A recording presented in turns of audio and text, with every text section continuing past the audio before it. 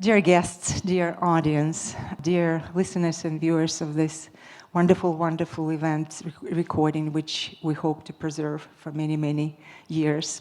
Welcome to an historic event. Welcome to a conversation with our celebrated writer, Myrna Kostash. I am preparing for this event and also coordinating this very phenomenal conversation, which we're hoping to have and co-host together with my colleague, Olha Poliukhovych from Kyiv Mohyla Academy.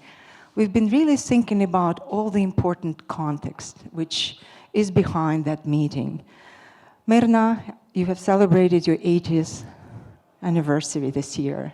This was a major impetus to us to think of ways we can connect with you in person. When Olha Poliukhovych came up with the idea of perhaps having this event together with you while she's in town, all the way from Ukraine, I always obviously grabbed this idea, an opportunity, and I said, yes, let's ask Myrna.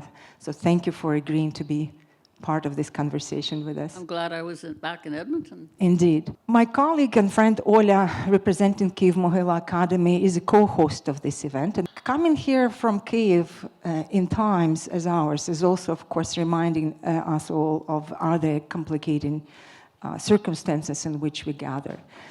The full-scale invasion of Ukraine, which had started in February 2022, is also a background to this conversation. So much has changed globally when it comes to things Ukrainian, when it comes to things Ukrainian. So I would like to invite you to not forget about those contexts. And also another part to this is the year of 2027, which is going to be the year in which this particular book we thought we'll focus on today will be celebrating its 50th anniversary. And we're very lucky to have our Myrna's publishers here in the room, and there are books there for perusal and to purchase. We would probably have an opportunity to talk a little bit more about more books, hopefully, and maybe what's the future for this particular. No more books. You've heard it here. No more books. Smaller pieces, yes. No more books. They're hard work. Yeah. Allow me to introduce my dear colleagues in this room. Myrna Kostash, of course, is well known beyond this audience.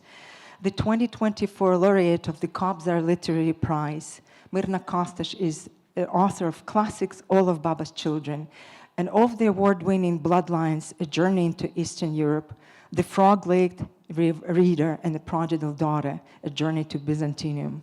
In 2016, Myrna published The Seven Oaks Reader, and most recently in 2022, a celebrated book, Ghost in the Photograph, a Chronicle.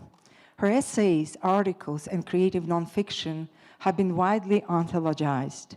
She has been a frequent lecturer at home and abroad, an instructor of creative writing, as well as writer-in-residence in Canada and the United States. Myrna is a recipient of the Writers' Trust Matt Cohen Award for Life of Writing, and is an inductee in the City of Edmonton's Art and Culture Hall of Fame.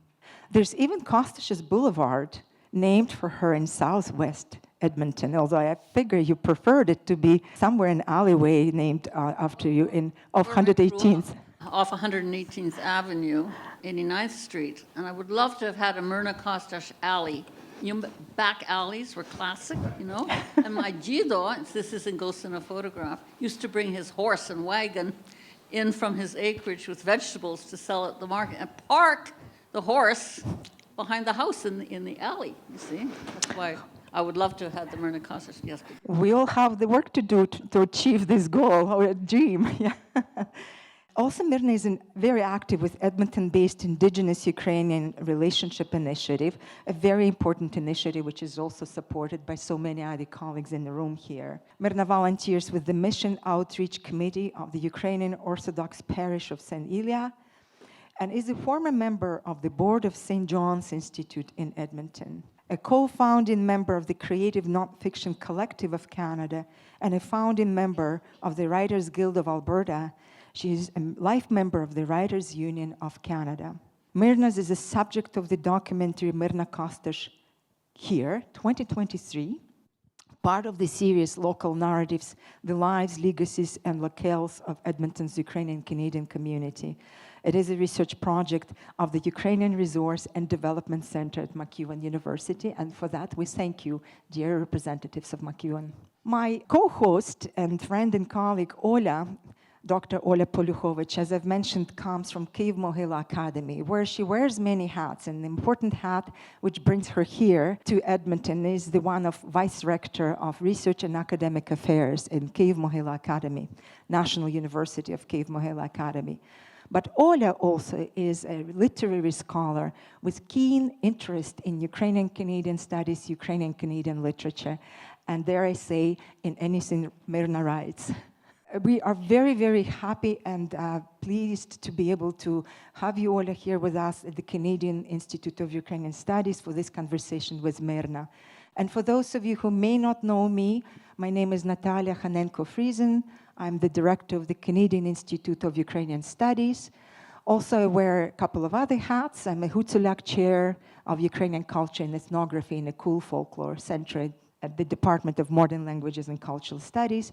By training, I'm not an historian, I'm not a literary scholar, but I'm a cultural anthropologist with lots of time spent in the area of oral histories. This is what brings me back to Myrna's celebrated book, because oral history and interviewing are the foundations which seem to be shared when it comes to working on what you work on and what I'm working on. So this is my disclaimer why I'm so much in love with your books. Here we are, in fact, to focus on this wonderful, wonderful topic, All of Baba's Children approaching its 50th anniversary. And we came up with the idea of translation. When it comes to this notion of translation, I am reminded, and Olha and I have talked about that, right, Olha, that in fact we are right now representing very different cultural constituencies, audiences, perhaps cultural communities. Myrna, with your coming of age and breaking through all the molds which were put upon you in the society back in the 60s and 80s and on, we are admiring what you have done, you know, if I can say back in those times, from the vantage point of where we all have come into this academic world ourselves. I don't talk generations, I speak of disciplinary vantage points. Myself, I've showed up here in Canada in 1992, a young graduate student at this very beautiful university. And I remember vividly my first encounter with you when you were presenting and speaking of one of your books in some of the bookstores here in the city. But I was young in the 90s in the sense of trying to figure out what Ukrainian Canadian culture is and what it is that I need to explore and study it. And eventually that's what I did. And Olha, obviously, you are living and working in Ukraine. You are, again, representing a field of literary studies. So I think ultimately, being ourselves rooted in different time frames and time periods and disciplinary areas, we all need to think about this conversation as steeped in this idea of translation. Obviously, there are other possibilities with this kind of work when it comes to it, so we might be able to talk about that as well. Coming to this phenomenal book, which I admired and loved and used in my teaching as an oral historian in my classes on Ukrainian Canadian culture on a couple of campuses here. When it first came in 1977, it was a book, I think, which had, again, broke through all kinds of expectations what you could write about when it comes to describing, depicting Ukrainian Canadian culture on the prairies. I remember going back to a couple of articles written by you back in the 70s and getting to know you better through your own writing, and then eventually understanding how much of a provocative book it was, how much of a radical writing it was. In 1987, and I'm holding this lovely, lovely edition, there's a foreword by George Melnick, who was eloquent in how he had depicted and wrote about what this book was like, and I'd like to cite his words. All of Baba's Children, writes George Melnick, who is the founder of New West Review, I think, which eventually became a publishing house, I understand. All of Baba's Children, it was about its significant contribution to a particular culture, but also to Canadian culture, by creating a breakthrough in its consciousness and by heralding a new stage in its evolution. It achieved by its vibrant, radical, and revisionist perspective on multiculturalism, writes George Melnick, but I would also add radical, revisionist perspective on what is Ukrainian Canadian culture to start with. It turns its back on the old cliches. It dares to question and to criticize. For the contemporary generation of Canadians, it more than any other book has revealed the true nature of ethnicity, which has often been hidden under the veneer of assimilation. Stylistically, the book combines an energetic, free-flowing journalism with the vocabulary blended from a variety of sources, ethnic, regional, and popular. Culturally, the book is influenced by the ongoing struggle for equality and pride of the women's movement and oppressed minorities, who in the 60s and 70s were rediscovering their lost past in strong, confident tones. This book is part of that social literature, and its author is a product of that protesting generation. So this is old friend George Melnick, as you remember him probably. In his introduction, George continues on to describe the accomplishments, the narratives, the style, the accents, and of course he then passes on the baton, so to speak, to you as a writer, in which you continue on presenting your views and ideas on that book. Olha and I were thinking of the following format for today's conversation, if you would allow us. We would ask you a couple of questions, perhaps alternating if we'll manage to do that. We'll ask you to revisit a little bit that period of time in which you were thinking of writing that book. Then we each have some other follow-up questions to follow. And within an hour, we will hope to be wrapping up that triad of a conversation, and then we will open up a conversation, an opportunity for the audiences to ask those questions. Ladies and gentlemen, panie I panowie, Myrna Kostash.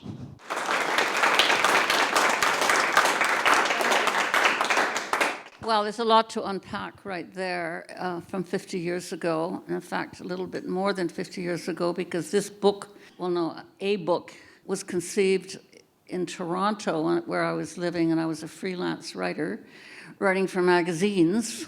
Those are the golden age of Canadian journalism, in a sense. Very lucky to be in Toronto at that time.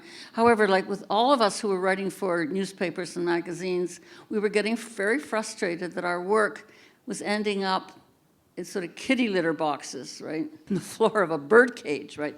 It just didn't have sustaining presence. That we all thought we need to write a book. I did cooperate with a group of 4 other writers, women writers, for International Women's Year, 1975. But I already had in mind that I wanted to do a book of my own. Now, what would that book be? To this day, my friends, I cannot explain why this book. I have no idea where it came from.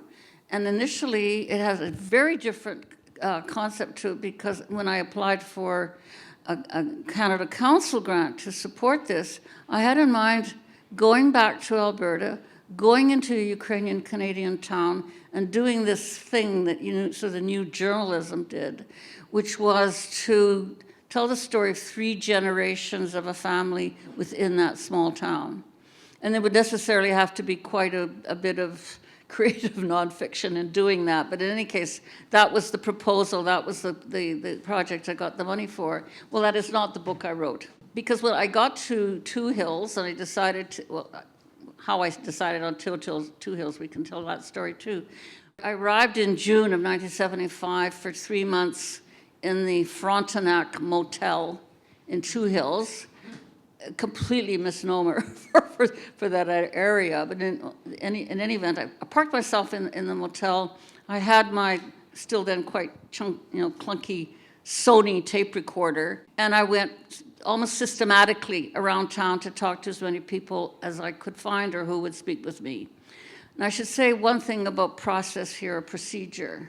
The person who told me that Two Hills would be a good idea for a place to do this kind of research was Harvey Spock. And Harvey Spock is a filmmaker.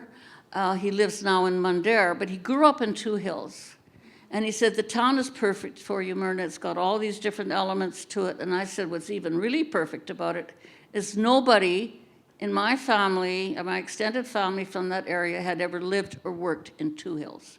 Perfect. I could go there as this, not exactly incognita, but a kind of faceless journalist asking questions. And he said, the way you do this kind of project, as he's done a lot of documentary films, is you go to the person in the community who has the highest authority, profile, status, whatever. Start there, and if that person finds you agreeable, worthwhile talking to, the word will get out, you can talk to Myrna Kostash. So I did this, and I went to Steve Mulka, who was the mayor of Two Hills. As soon as I said my name, he said, Kostash, Kostash, who's Kostash? Ilya, Vasil, Lad, Marshall. I mean, there were all these Kostash brothers who had been teachers or farmers in that area. So they immediately, we know your people. Of course, we'll talk to you. That turned out to be a bit of a, let's put it this, they didn't know what they were getting into by talking to me for this book. Because when it was finally published, I got a lot of pushback from some of the people who, and you know from the book, I actually give names to the people whose interviews I'm excerpting, I give their name, and they would say, oh, I never said that, like Olinik, who was the principal of the high school, in which I quoted him saying that when he was a student, he would get summer jobs weeding the gardens of the English, because the English didn't know how to garden. Well, then, of course, this comes out in the book, and he's humiliated or insulted or something like this, right? Somebody stopped me in a grocery store in Two Hills and said, I know where you get your ideas. It's that father of yours, that communist. And I found myself, to my shame, defending my father. He wasn't a communist. He was a good member of St. John's Ukrainian Orthodox Cathedral, and he did this and he did that and so on.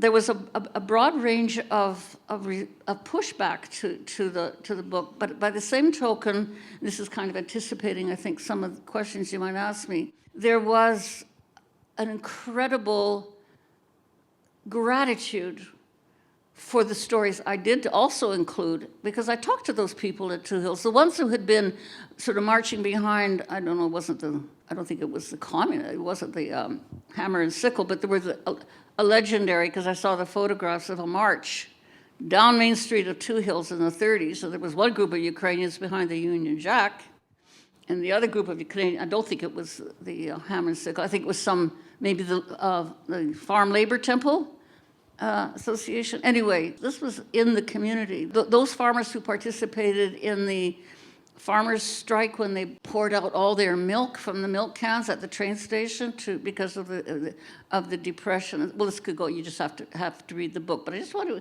insert here. When I arrived in Two Hills, I had no intention of staying in Alberta. I was a Toronto journalist. That's where my community of feminists was, of writers. I had nothing to do with Ukrainians in Toronto. I was always surprised when they showed up. And I never went back. Why? Because this book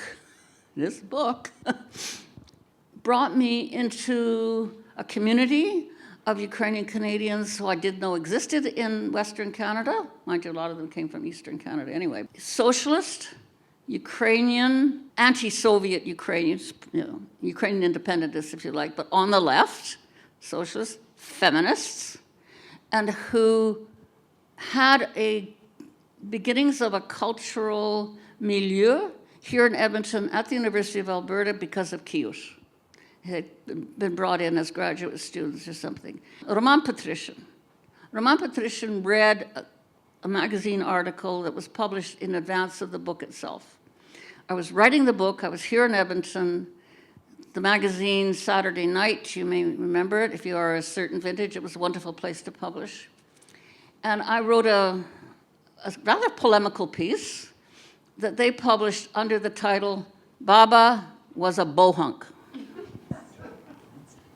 This got me a lot of attention.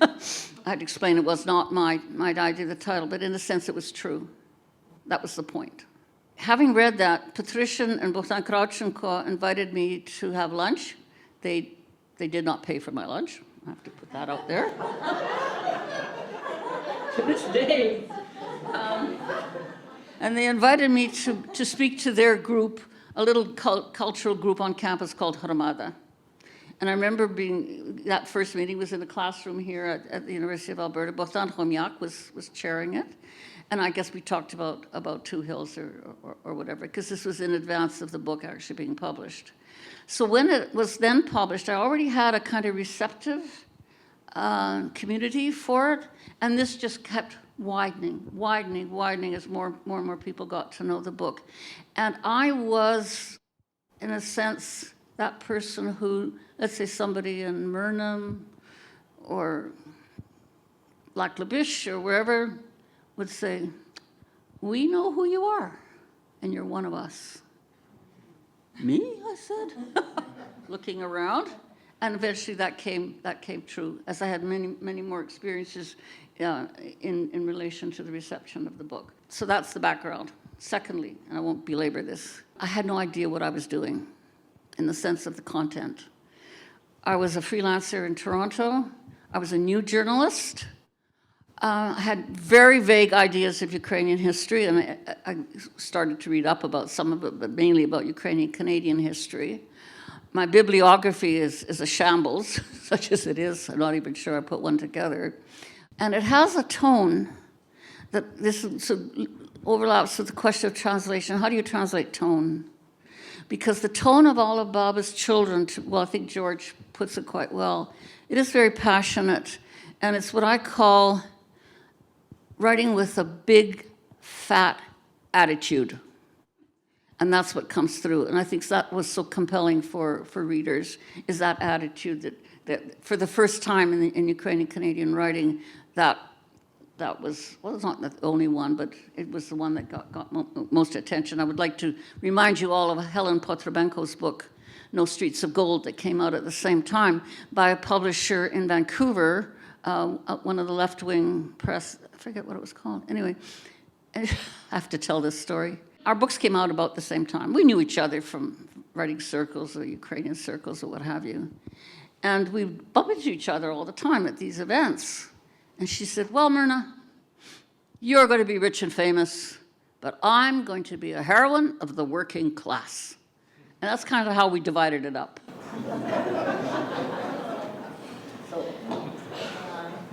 Thank you. If I may to follow up on this, thank you for revisiting the context and your own entry into the domain of Ukrainian Canadian culture in the prairies. Suppose this was a multi-directional journey. You were working on a book, but also, as you've mentioned, you have discovered in a way who you are. I've been using your book in teachings along the lines of other publications, which are a little bit more traditional within Ukrainian Canadian milieu. And in particular, I refer to classes I used to teach at the University of Saskatchewan on Ukrainian Canadian culture, history, religion, and so on and so forth. I wasn't using it first. I first would start with Martinovich, with some other writings, Maroniak and others, to cite the established celebratory, progressive narrative and tone of how history has been dealt with.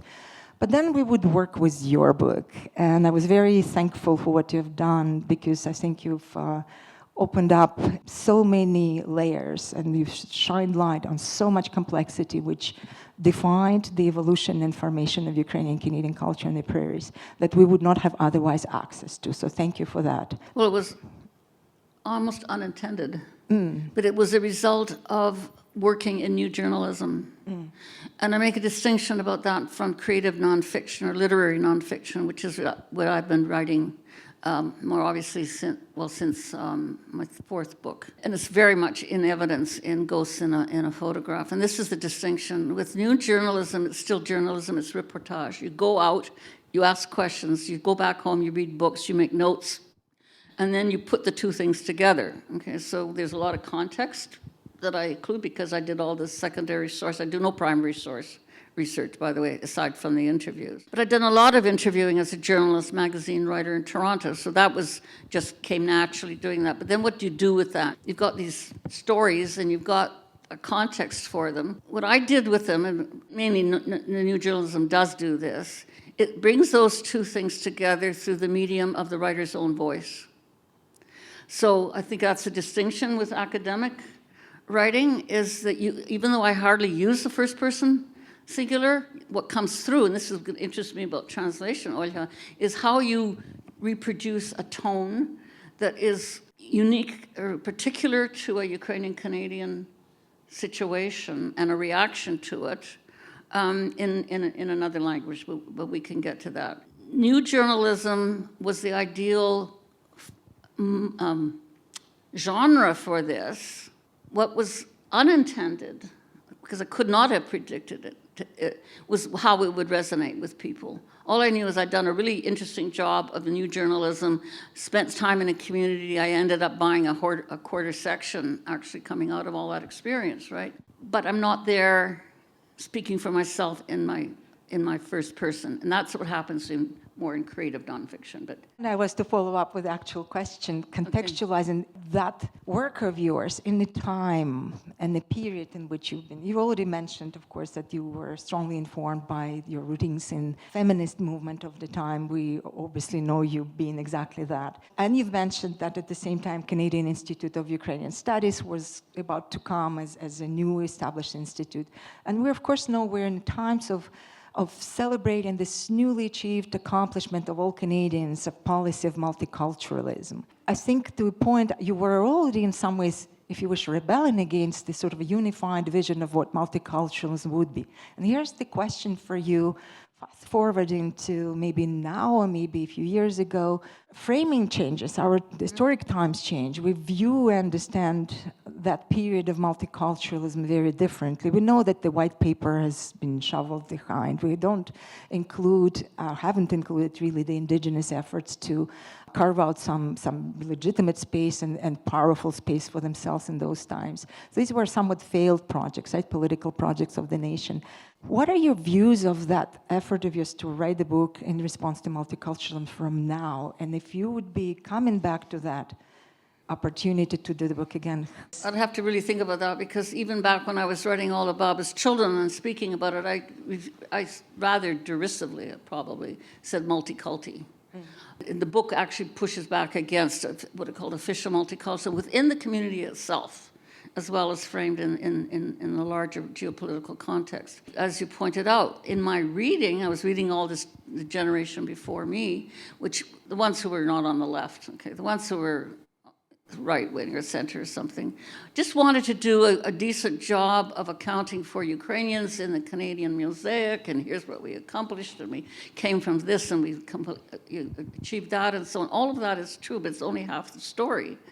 And it doesn't get at the phenomenology, if you like, of the individual Ukrainian Canadian going through various experiences, and my chapters are thematic in that sense, like education, war, poverty, racism. And by the way, this is interesting, speaking of time, sort of time specific. The chapter called Racism is about the racism towards Ukrainians, because that's what that generation was relaying to me. That does not resonate anymore. And I had a very powerful moment of realization in a literary context, at least, literary conference on multicultural writing or ethnic writing or something like that, when it was not about white writers anymore. What was meant by that term was what we were using diversity, I think, at that point already. I was now, as a Ukrainian Canadian, part of the problem. I was just a white writer. That was a huge awakening. I don't think we haven't. It's just sort of evolved from there. So if I was to think now about what is multiculturalism bringing it forward, I don't think we have brought it forward. We've brought it forward in a completely different set of understanding what constitutes the community and so on. And here's another interesting about language. One of those literary conferences I was at was in Ottawa. Various people had been invited to speak to the question of, I think, ethnicity in Canadian writing, something like that. And I was in the audience. I hadn't been asked to speak to this issue.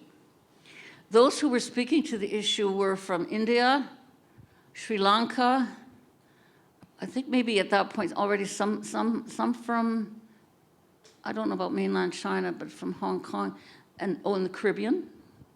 And they were all writers who were writing directly in English. They were immigrants or very young when they, or had come over as students or something, and we had to wait at least a generation and then two to get to a literary writer like me to write in English. And I think that's really also changed the tone of how we think about our writing now. It belongs to English language literature. That's an interesting question too. Which literature do you belong to when you write in English? Are you subsumed within what all the other Anglos? And by the way, when I said I wrote with a great big fat attitude, when I go back over all of Baba's Children, I said, oh God, Myrna, shut up. What I keep talking about Anglo-Saxon capitalists or something like this, or just English. Well, you know, this Angliki. Everybody who's not us is English. And of course, I read that now, I think, I got my comeuppance about this, actually. In those days, you could still get a cross-Canada tour and be interviewed on radio programs and give talks and book. That's all gone. So I was on a talk radio program in Halifax, going on about these English. This chap phones and he says, "Excuse me, Miss Kostash, but my people were Scottish working in the coal mines." I said, "Oh, you mean you weren't English?" Right. It was a real, I mean, it's very crude right now, but in a sense it was, because if you are thinking from the perspective, I belong to this particular minority called the Ukrainian in Western Canada, then everybody who's not Ukrainian is always this kind of amorphous group, at least the ones that speak English. To reiterate, I think that in response to your question, we'd have to say we don't live in a multiculti society or culture anymore. It's really defined, but I would certainly welcome pushback or feedback on that question too, because there's others here who've had a very different experience coming to Canada, arriving when they did, and perhaps it was multicultural. You can speak to that too. Thank you so much, dear Natalia, for organizing this beautiful event, and thank you, Myrna, thank you, audience, and it's a great honor and pleasure to be here today with you. And reading your book during the full-scale invasion, I think it feels different when reading your books in so-called normal times.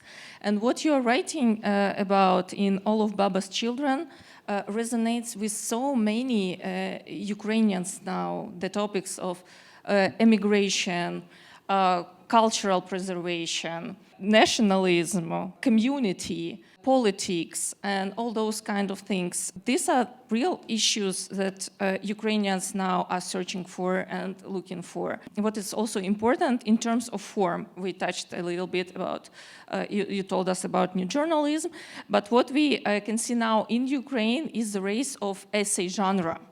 Yes, when people really can reflect on who they are, in a more or less free form, like appealing to their personal history, geography, politics, their agency, and there is a real flourish of this genre right now in Ukraine. Thrilled. How would you translate nonfiction?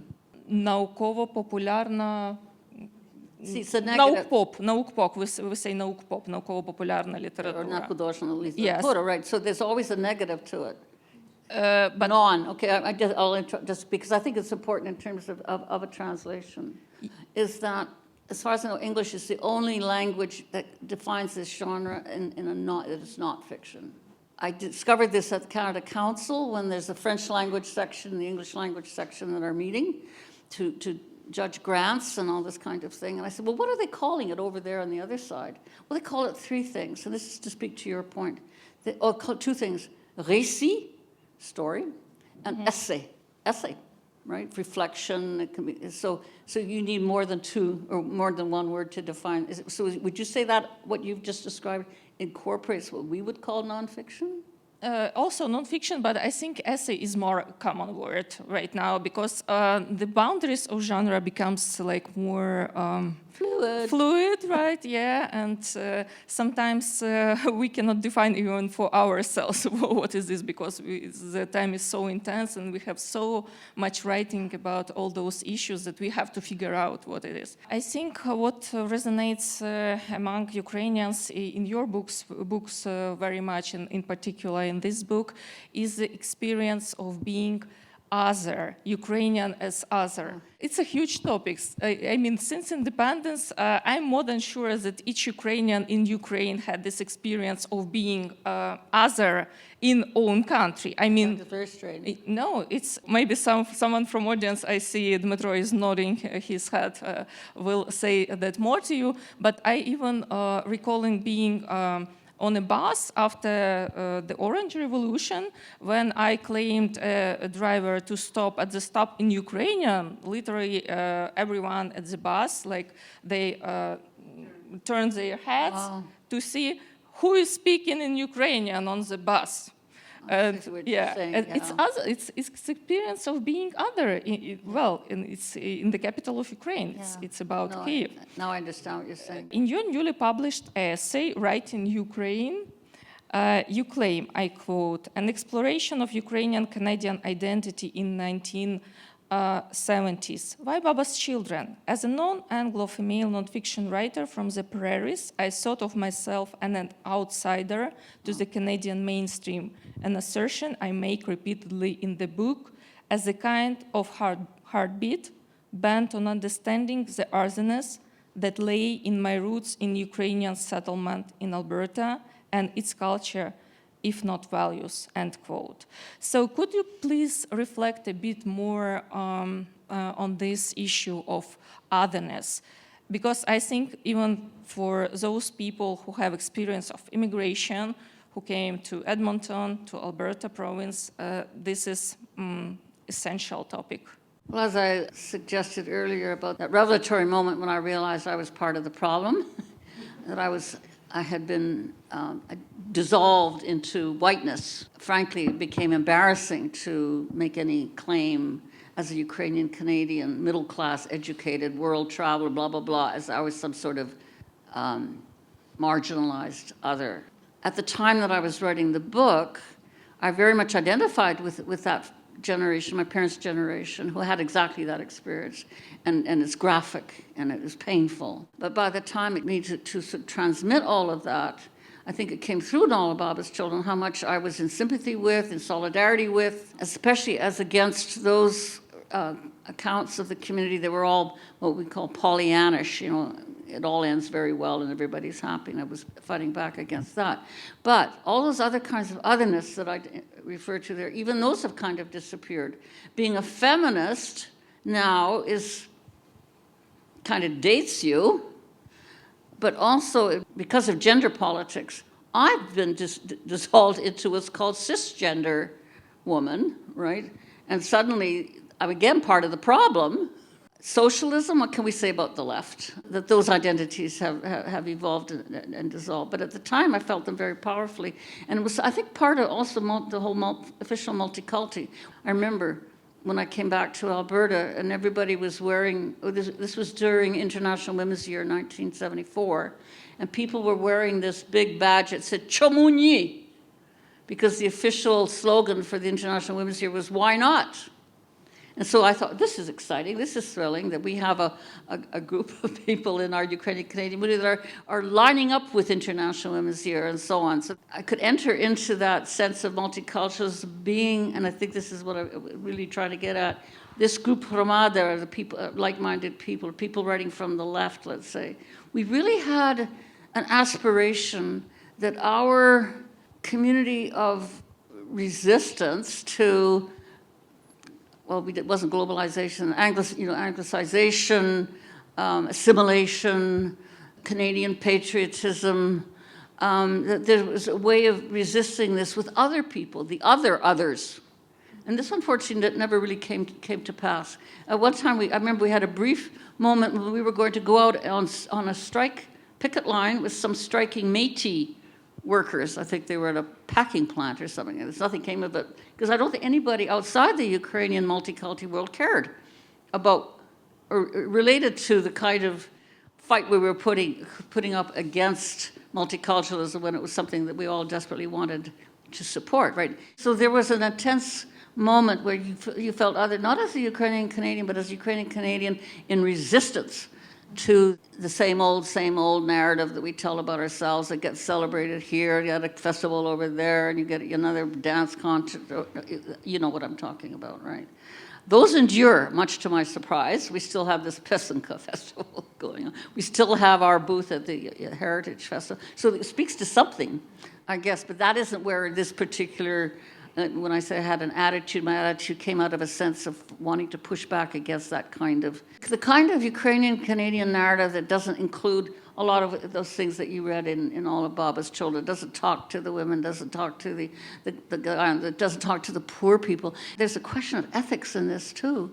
That I remember Mrs. Polomaruk, she had the dried goods store on Main Street. She gave me a lovely interview.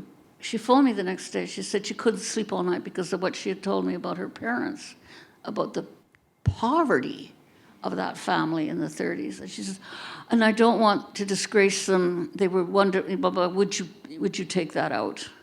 So then, the journalist clicks in. Oh, that's good stuff. Do I really not include this? But what you do then, and what you would have read in the book, is I tell that story without any kind of identifying features about it, but roll it into one of my polemical pieces about poverty or something like that. The otherness was very much on my mind in terms of making sure that I spoke to people in the community that nobody else would have included in that happy story of multiculti Ukrainian Canadians. Yeah. But it doesn't apply anymore. Well, thank you. And I'm very pleased that you mentioned the word resistance and also resilience, that's what we are speaking much now. Speaking about the topic of emigration, I think this is a really big issue in the history of Ukrainian culture and of Ukrainian literature. Not only because of Vasil Stefanik, who described the first wave of emigration to North America, but many other writers reflected it through the whole 20th century, when there was an Iron Curtain. Emigration, other lands were portrayed as the dreamt land, as something beautiful, as something that can really solve all your problems, all your questions, and so on and so forth. Reading your book and reading about all that struggle that Ukrainians had in Canada, in North America, it changes the sum of those that we imagine our heritage, I would say, from the Soviet times, right? Inherited from parents, I would say, to a great extent. While Ukrainians thinking about immigration frequently, I would say, because for reasons known. I would like to ask you, if we are speaking about translation to cultures, to languages, I think this is something overdue. I dream to see all of Baba's children in Ukrainian, because it's a part of Ukrainian history too. How would you feel about translating your book into Ukrainian? What would you expect? What do you think about this idea? Word of caution. As you've been speaking, I was reflecting on the fact that I am now, at age 80, looking back at 125 years of my family's history here. So there's been a lot that's gone on. And so the fact that there would be a generation of young Ukrainians in Ukraine interested in reading this is, of course, quite thrilling to me, because it would take them back as well. I'm not sure how much forward it would bring them. But the other thing is that a cautionary note here, and I began to appreciate this as I got more and more reception to the book. This book is about, I was going to say prairie, the prairie, it's a misnomer, we're not on the prairie here, but let's call it. This is a book from the prairie provinces, Alberta, Saskatchewan, Manitoba. It's not a book from BC or the rest of Canada.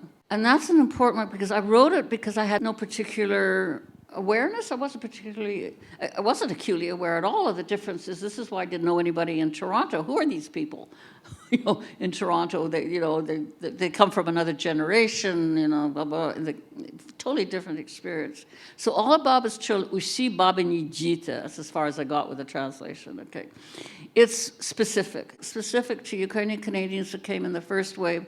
And I have to say, this is a shortcoming of the book. It's only concerned with that same old homestead story. At the time, I thought this was exciting, because I came from Toronto at that point, and I grew up in Edmonton, right? But now I can see there's a real shortcoming of our historiography, and that Ghost in a Photograph brings the urban settler into the mix as well, which is on my mother's side of the family. Okay, so it's a specific regional history, and then sort of growing from that, I got this notion, or this intense feeling that being a Ukrainian Canadian in one of those provinces is an indigenous, small I, an indigenous identity. It was like being Métis, right?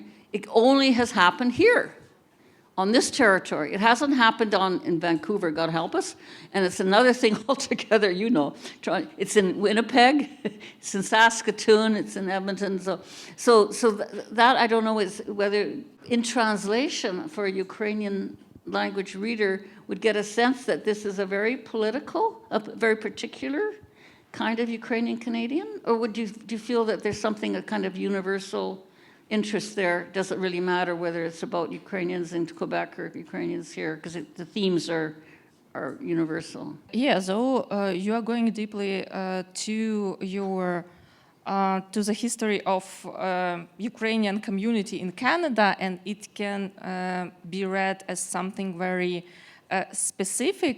But I think your book is sounding very universal right now. Oh. So because it on the example of one town, small community, you show the whole history that unfolded not only in Ukraine or old country, as your characters may say about Ukraine, but in the other lands. And now, when during the full-scale invasion, we see how powerful Ukrainian diaspora and all those people beyond Ukraine are. That Ukraine becomes something.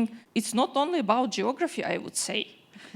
Which is why I think your book sounds totally universal, and it shows a history. It shows, yes, perhaps 50 years later, that's exactly, you have to sort of account for why it still resonates, because it's no longer just read as a community history. Yes. Yeah. I want to say something about diaspora. So there are many now Ukrainian Canadian diasporas in our midst, right? I was invited to launch the book and present it at the St. Vladimir's, as it was then called, Cultural Center in downtown Toronto. And it was January of '78 when the book was actually published, and it was a raging blizzard outside. But the hall was filled. But earlier that day, I'd had 2 invitations, and I accepted one for lunch and one for dinner. The invitation to lunch was a group of old Ukrainian communists, some of whom had fought in Spain. Boy, this is very exciting. Oh my God, they were in Spain. No pasaran, and all this kind of stuff. It was terrific. And they invited me to have lunch, and I think it was called the Bluebell Cafe on Queen Street. The pierogi. The manager set out a special room at the back of the restaurant, and had the nice clean plastic tablecloths, and I think a couple of plastic flowers on the table, and it was a proper lunch, right? I listened to them. They were telling me stories of their times and their poverty, or how they became political, et cetera, and ended by saying how thankful and grateful they were to all of us that I gave some space to voices who had that kind of a life. Later that same day, I'm a guest of the what was then called the Ukrainian Professional Businessmen's Club or something. And they invited me to this fancy restaurant in one of the hotels. And then, of course, I realized earlier in the day, I'd had one part of all of Bob's children, and then the second part. Oh, so then I go for the event at the center. I realized then that I was in kind of hostile territory, being in Toronto with a bunch of Ukrainians, because a woman got up, very active in the community, and she said, what you say about the Jews, or anti-Semitism or something like this, you don't get it, you don't understand it, basically. What was I saying? It was one of those themes that I picked up on as a part of my culture of resistance to the normal story. I can't even remember what that is in the book, but I repeat the stories that some were telling me that were very anti-Semitic in this kind of folkloric way or something. That's when I realized that I was now speaking to a different diaspora. That these who were in Toronto, who had come over after the war and had an urban experience and had a literary background to what they're saying and so on, that it actually did feel hostile. Wow, interesting. Natalia, please. I actually wanted to comment a little bit more on your exchange about how relevant is the book for Ukrainian audiences, say in Ukraine, and how much additional translation needs to take place. In your book, you also have a chapter on mythologies, where you actually are directly addressing that perpetual narrative of self-celebration and carefully chosen to include or exclude different passes in the history of Ukrainian Canadians. But if you take Ukrainian historiography in first Soviet Ukraine and later in independent Ukraine, there's also a particular mythology about who are those Ukrainian Canadians, Ukrainian Americans, Ukrainian Argentinians, and so on and so forth. The book of yours will help to shatter through these stereotypes and cut through this mythology as well, as long as there would be some, of course, proper commentary that made. The other piece to this, and why this book has such a profound value to so many, and it has this universal value, Olha, we are bringing up, because it's about a frontier. It's a frontier Ukrainian culture. There are Argentinian cases like that. There are some other settlements. This is it's an example of what becomes of culture when it's transplanted and it's sent off and needs to reinvent itself in a new place. And if you are in Ukraine and you think of that America, which is sort of a unified noun for both Canada and Ukraine, in whatever rural village, you cannot go further than the prairies, right? So there's so much beauty in that book of yours, so much complexity and so much potential when it comes down to bringing it into Ukrainian context. So it's really a transnational piece of literature. So I thank you for that. You were thinking of the potential audience for the translation, but your own experience was of that nature as you describe it, that it was a kind of revelation about what had happened to Ukrainians when they left Galicia. That's the other thing. It's about Halichankia. It's not even about the people from Donbass or whatever. So that's another peculiarity of the town, the community I was talking with. Yeah, and what you mentioned, like Halichanki and people from Donbass, what we see in your book, how many boundaries there were among Ukrainian community. We think about Ukrainian community as some kind of unity or something, but your book shows it was not like that.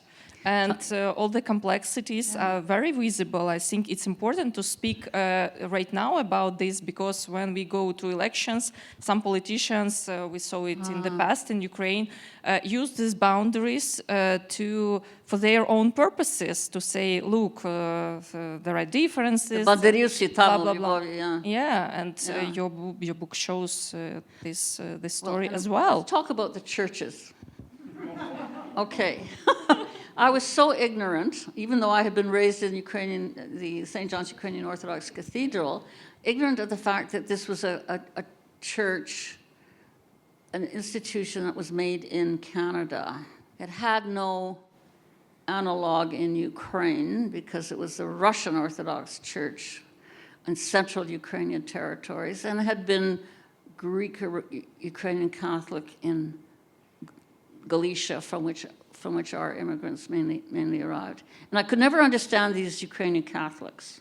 Why did they go to these Roman Catholic schools that were run by nuns and priests, for heaven's sakes, and not observing or following the Julian calendar, except if you went to St. George's, of course. Really. There was that distinction. I didn't understand where Ukrainian Catholics came from, because they didn't come from Roman Catholicism. But where did Ukrainian Orthodoxy come from in Canada? Well, it came from this group of dissidents, or this intelligentsia, like from my uncle's generation or so, that decided that here they were in Canada, they could start up the Ukrainian Orthodox Church here on this. And I still hold it, I kind of have to confess, I hold it against people who are still Catholics, when they could have joined an Orthodox church and returned to the Byzantine, well, they have the Byzantine rite, but the church of their ancestors from Kyiv and Rus. They could have joined that church, and they didn't. And I'm not sure whether people in Ukraine understand that Orthodoxy in Canada, Ukrainian Orthodoxy, is I didn't understand it at the time I was writing this, right? What's terrible, what's going on now among Orthodox churches in Ukraine, and Kirill and that whole nightmare in Moscow and so on. Just to ask you that one thing about churches, can you see that there'd be a resonance for Ukrainians now to learn something about the faith, the church that these immigrants had from Halichanki, from Galicia? Yes, of course, it's a big issue, and it shows the diversity of Ukraine's history, and from the notion of frontier can be also can be applied also here. The place for practice of different cultures, religions, political views. I think that it can be the source of our strengths, but we can see how in the outer world it is often used as means to show Ukrainians as something like minor, and so on and so forth. And it's extremely important in terms of the full-scale invasion, in terms of our survival, to show these complexities in a normal way. Look, we have this, there is a history behind this. And you perfectly explain this in your book. What I don't explain is the indigenous, capital I suppose. You mentioned, and it's a fascinating account that you give of being othered as a Ukrainian in Ukraine, around language in particular, this case. But there are minorities in Ukraine, and I'm wondering if there's an appreciation of the part they play in constructing the current, like the modern Ukrainian state, and especially how it might translate or stand alongside what we here, we Ukrainian Canadians, at least in Western Canada, are very much sensitive to our relationship with Indigenous people as settlers and the treaties and all this kind of stuff, right? So we had a very interesting experience last summer. I would say the Indigenous Ukrainian Relationship Initiative, by the way, as an acronym, that is URI, Indigenous Ukrainian Relationship Initiative, put together a weekend of an excursion, first of all to the Ukrainian Cultural Heritage Village. And we were a mixed group of students and working people, whatever, Indigenous, non-Indigenous, what have you. And then we went as guests of the Métis Crossing programmers there. Came along with us was a visiting Tatar scholar. And she was so pro-Ukrainian because she'd been driven out of Crimea, the traditional homeland of Tatar people, right? Is this in play as Ukrainians think about what is modern Ukraine? I think totally.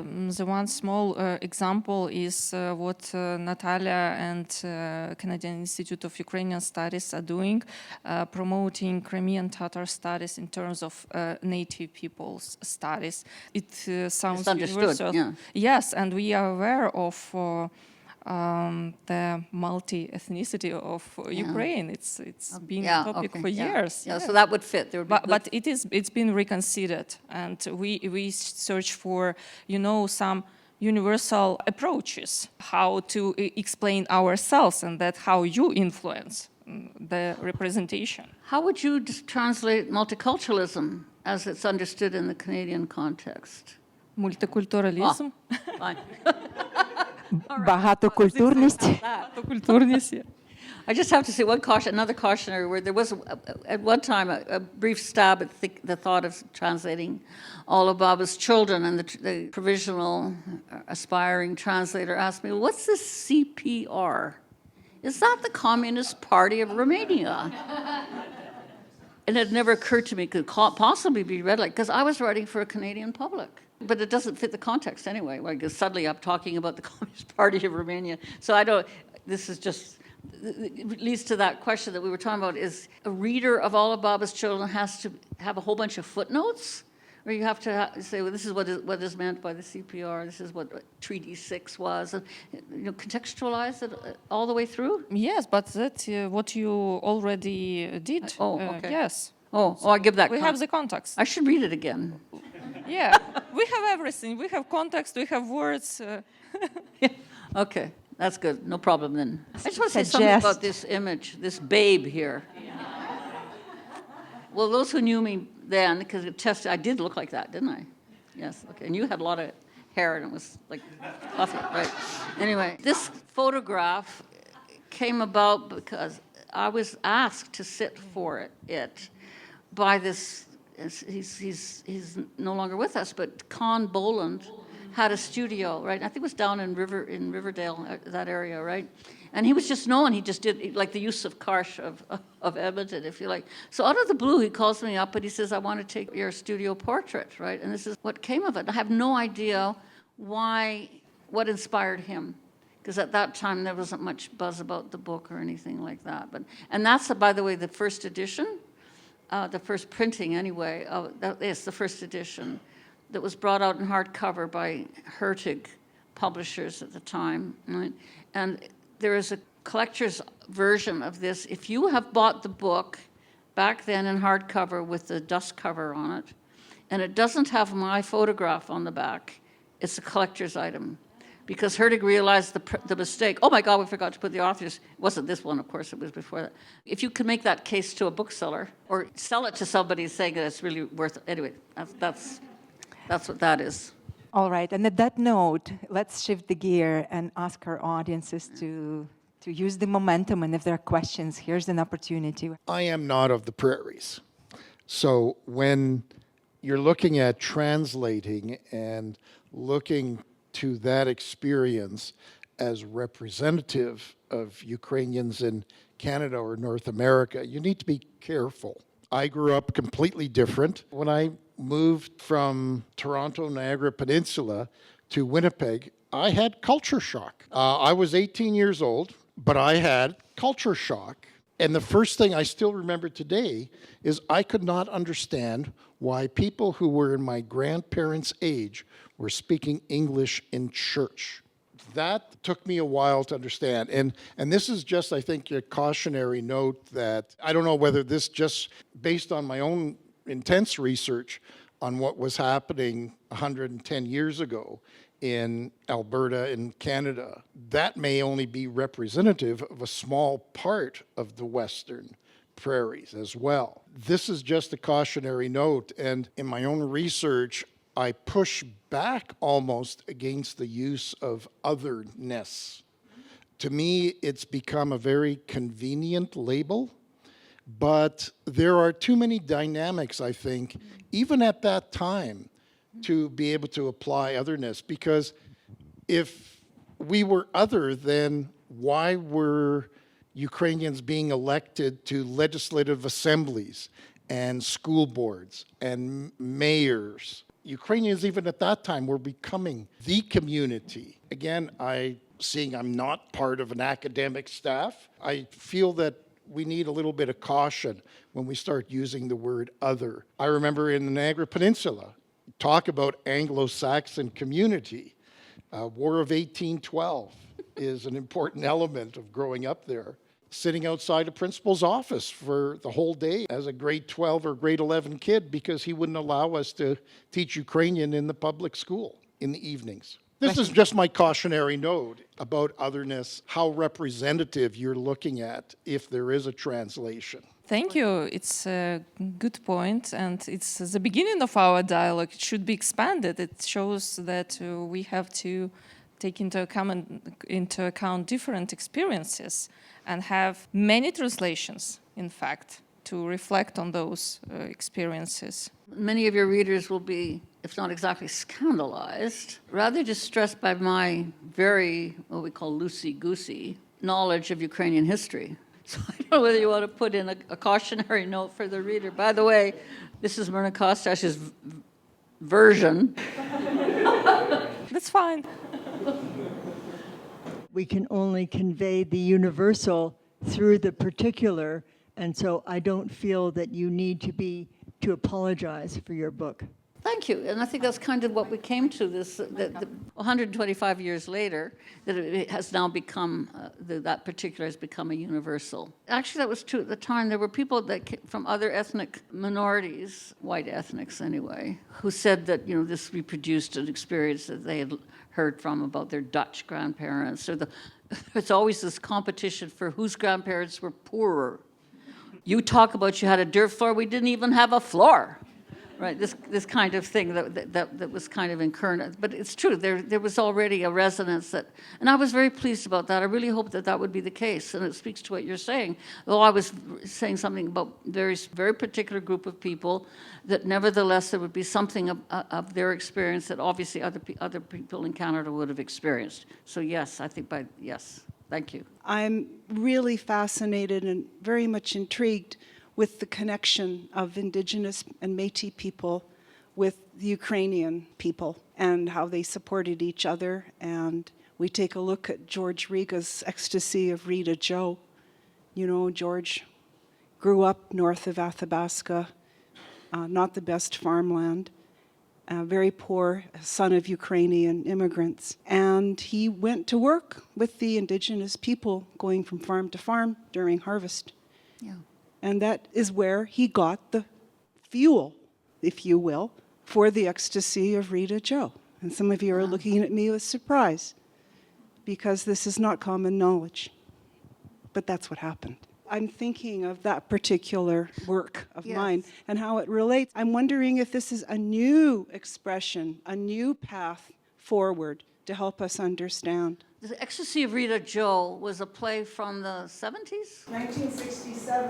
1967, in centennial year. And then it opened the National Arts Center. Yes. So George Riga, Ukrainian, very much on the left throughout his writing life, but he also was very passionate about Canadian literature and Canadian culture, wrote a play, as already described, based on his experience working with Indigenous people, I guess in the Athabasca area. But this was translated to a story of an Indigenous woman who leaves her reserve or her community on the West Coast and goes into Vancouver, and it all ends very badly, in a sense, right? And do you know that the actress who was first cast for that, or very early cast, was Frances Highland. Not only could George Riga not have that play produced today, although I think it actually has been brought back into production, we certainly couldn't cast it that way.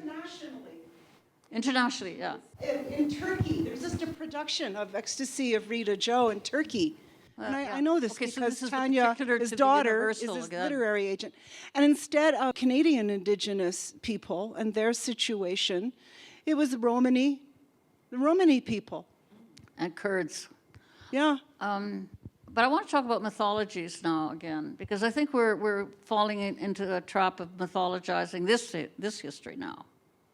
I'm thinking of the Shrumka production from a few years ago, Ancestors and Elders, which does a magnificent job of generating a new mythology for this new theme, this new motif, and for a young generation of Ukrainian Canadians. A lot of you may have seen it, maybe understand the illusion I'm making, but it now has the mythology of how we couldn't have survived without the Indigenous women telling us where the Saskatoon berries are. If I hear that one more time, I'm going to scream. Or the Métis came and worked on your grandfather's farm at harvest, and there was a lot of mutual respect, et cetera. And all of that is, I'm not gainsaying it, but it's now become the standard narrative, right? And what I find so intriguing about this is there are no more stories after that one. The stories are from the settlers' generation, and after that, we don't have stories anymore about Indigenous people because we've moved off the land, we moved into the city, we were becoming the lawyers and the professors and all this kind of thing. So I just, a word of caution out here, this particular public that's gathered here, is watch for that. Watch for how we are going to elaborate a more complicated, talk about complex layers, right, of that encounter, and actually in how we feel about being called settlers, and that's a whole other topic. What's the word for a homestead? I would call my 160 acres a hutir. Is that correct? What is a hutir? Homestead, you mean? Homestead, is it? In Canadian context, though? I think it's close to hutir. Okay.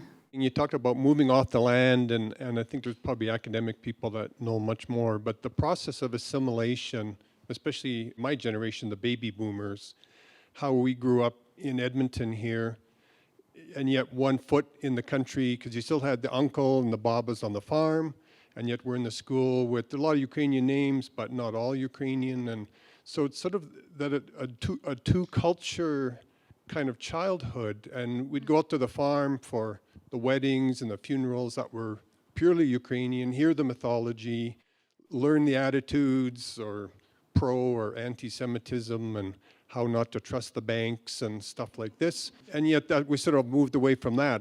But I think that had a real influence on Northern Alberta, or even Edmonton as a city, attitudes and the tone and a lot to do. As compared to Calgarians. Compared to Calgary, which doesn't have that at all. Cattle, So, yes, yeah. right. So you need to write another book, all of Baba's grandchildren, because that was a unique experience in the 50s and 60s itself for the baby boomers. That's a very interesting insight, because speaking of your culture shock, then, Mark, you wouldn't have had a farm in your family story. By the way, whatever happened to the Ukrainian, the village, the chata that was built at Elk Island Park? Is that still standing? Is it still? It's still there, because that's where where we would have, like, the Orthodox community would have its country picnic, its summer picnics out there, and I'm just wondering whether anybody still goes out to do that. I was just there with my grandchildren, and it seems like the park itself is almost sort of neglecting it. The roof has holes in it, the doors boarded up. I think it was, Oh, I see. but maybe look back as a bit of a mistake compared to the Ukrainian cultural It heritage was built for the village. 50th anniversary of immigration, and Wilfrid Laurier, was that him?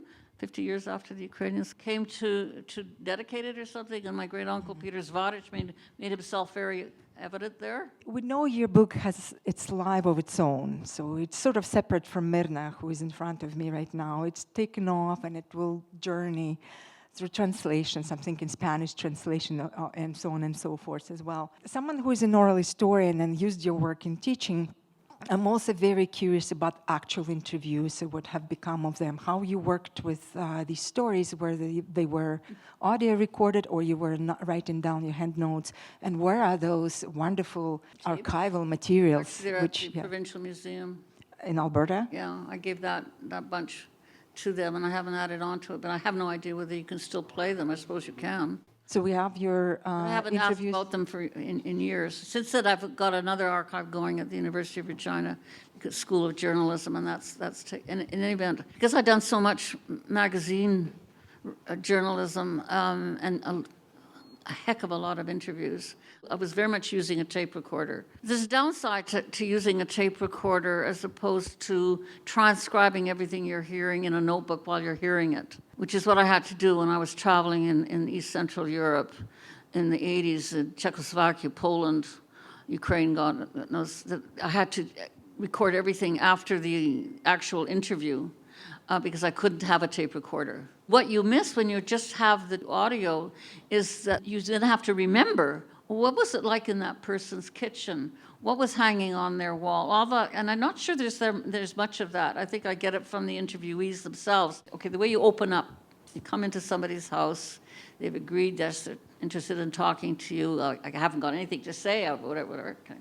And you start by commenting on what's in their living room.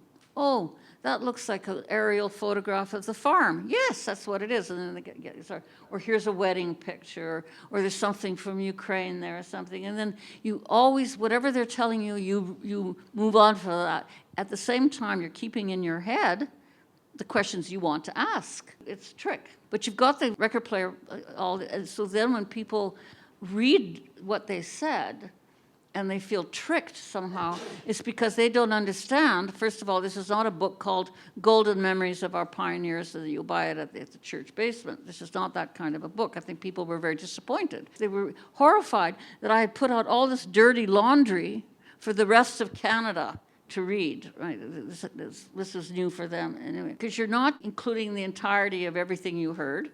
You're, of course, selecting, you're editing, you're choosing for drama, the punchiest way that somebody has had something to say.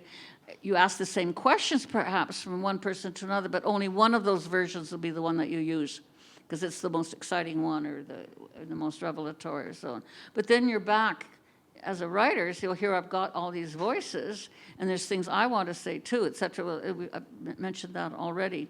But I think there was a certain naivety in the community, and you probably had this, must have had the same experience. They're talking to you, and then what they read back, in some cases, a real disappointment or deception, and yeah. But there is an ethic, like as a suggestion of the woman says, please don't use that. I don't want to hurt my parents. Other writers will say, no, that's really good. I have to use that. And then you get sued. As the author of the book, do you identify in the book as a Ukrainian, Canadian? It's gone through several phases, and I was very proud to it because I thought of this being an othered identity and a point of resistance in the swamp of Anglo-American culture at the time, to call myself Ukrainian Canadian, and it was hyphenated. The hyphen has now disappeared, I understand. When I was being edited for Ghosts in a Photograph, there's no hyphen anymore, except for Filipina Canadian, I think. I'm not sure why. Then I started calling myself a Ukrainian Canadian feminist, socialist, blah, blah, blah, Western Canadian writer, right? Then now I just call myself a Canadian writer of Ukrainian heritage. And now with this challenge from Indigenous people to conceptualize what is who you are. The free land thing drives me wild as well. We are now having to incorporate into our identity some acknowledgement that we are not the first people here. We are the newcomers and pioneers, yes, but before that was this whole other, okay. So what do you call that as a Ukrainian? A writer of Ukrainian settler? Or it starts to get quite complicated, but it has to be taken into account. But right now, I'm a Canadian writer of Ukrainian heritage. Myrna, happy 80th to you. Thank you so much for gracing us with your presence. Olha, it's been a wonderful journey to work with you on this event and to be in a conversation with you. On behalf of the Canadian Institute of Ukrainian Studies, my big thank you to you and to the audience who have joined us today. Thank you to my team, Andrea, Jen, everybody else. You're there. Without you, we won't do this. Thank you so much, Myrna. Your publishers are there. Thank you so much. I enjoyed this very much.